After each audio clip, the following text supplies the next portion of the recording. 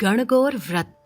भारत विविधताओं का देश है और यहाँ कई ऐसे अनोखे त्योहार और पर्व मनाए जाते हैं जो अपने आप में ही बहुत विशेष होते हैं।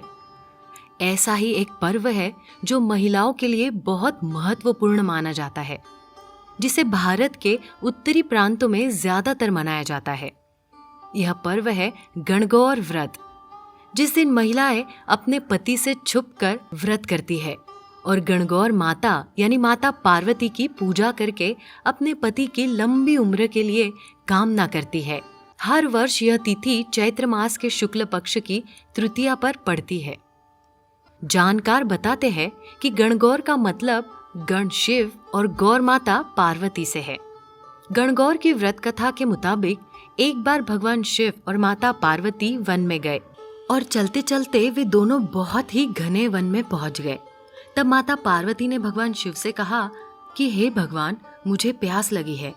इस पर भगवान शिव ने कहा कि देवी देखो, उस ओर पक्षी उड़ रहे हैं, उस स्थान पर अवश्य ही जल मौजूद होगा।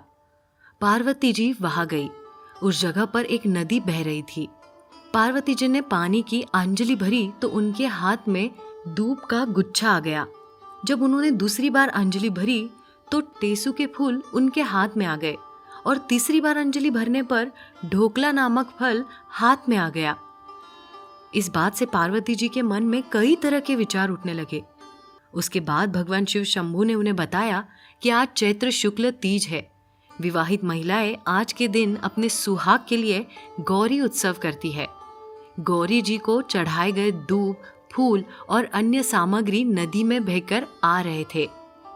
इस पर पार्वती जी ने विनती की कि हे स्वामी, 2 दिन के लिए आप मेरे माता पिता का नगर बनवा दे, जिसमें सारी स्त्रियां वही आकर गणगौर के व्रत को करे और मैं खुद ही उनके सुहाग की रक्षा का आशीर्वाद दूं।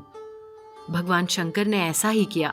थोड़ी देर में बहुत सी स्त्रियों का एक दल आया तो पार्वती जी को चिंता हुई और वो महादेव जी से कहने लगी कि हे प्रभु, मैं तो पहले ही उन्हें वरदान दे चुकी हूँ, अब आप अपनी ओर से सौभाग्य का वरदान दे। पार्वती जी के कहने पर भगवान शिव ने उन सभी स्त्रियों को सौभाग्यवती रहने का वरदान दिया। भगवान शिव और माता पार्वती ने जैसे उन स्त्रियों की मनोकामना पूरी की, वैसे ही भगवान शिव और गौरी माता इस कथा को पढ़ने और सुनने वाली कन्याओं और महिलाओं की मनोकामना पूर्ण करते हैं।